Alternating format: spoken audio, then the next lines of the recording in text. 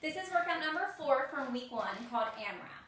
This workout consists of 3 movements: a renegade row, V-ups, and a thruster. These are more complex movements, so pay attention so you can find a modification that works for you. A renegade row is a plank with a row. We'll get in a plank position.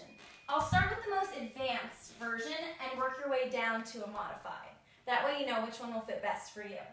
We want to get into a plank position, holding the dumbbells, not with our hands on the ground. Now, if you're going to use a light dumbbell, this won't work because you won't have space for your hands.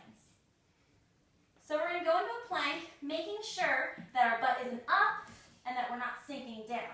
Remember, we lift up and tuck our butt under. So the first position we'll get into is a plank, and then we'll row down, row down, row down. It's not easy. A modification we can do is keep one hand on the mat and one hand on the dumbbell. Row down, row down. Performing all our reps on one side, then switching.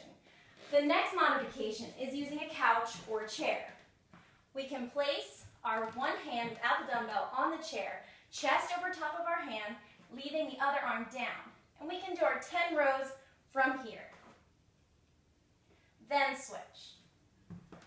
The next modification would be simply getting into a plank position and just using our hands.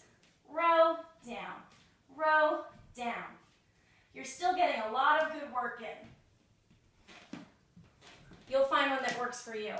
The next movement is a thruster. That combines 2 big movements, a squat and an overhead press. I'll show you what it looks like, the most advanced version.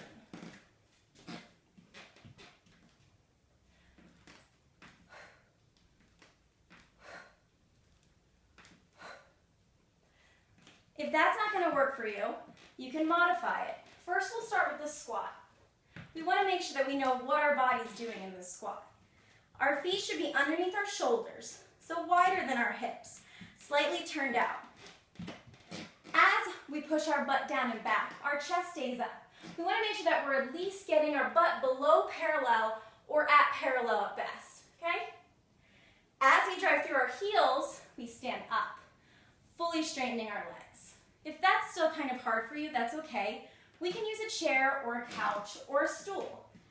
Simply stay on the edge corner of the chair. Do the same movement. Push your butt back and down, keep your chest up, tap it, and come up. Remembering to stay through your heels. We never want to squat in our toes like this. That's a bad squat. So try and sit your butt back. You can even sit down and then rise back up. Once we have that modification figured out, we can grab our dumbbells.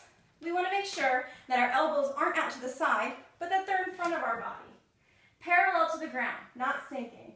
The dumbbells also rest on our shoulders. As we press up, our arms move back in line with our ears and our core stays tight. Bring them right back down. We don't want to press forward, and we don't want to do half reps. Okay, so again, the movement can look like this.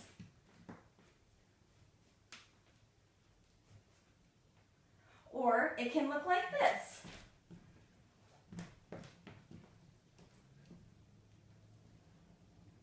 Whatever works for you. The last movement is called a V-up. I'll start again with the most advanced. We'll lay down with our arms over our head, legs straight.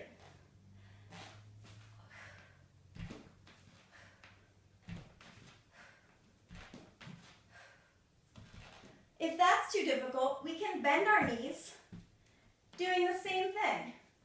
Lift up, tap down. Lift up, tap down. If that's still too much, we'll keep our legs up in a tabletop position, squeezing our legs together. Bring our arms overhead, reach up to the ceiling. Reaching up and exhaling, keeping our legs where they go. The biggest thing about this movement is making sure our lower back stays on the ground when our arms are overhead. This is going to help engage your core. So take it like from here, squeeze your butt, tuck under. We always want it to be tight against the ground. I'm sure you'll find a modification that works for you.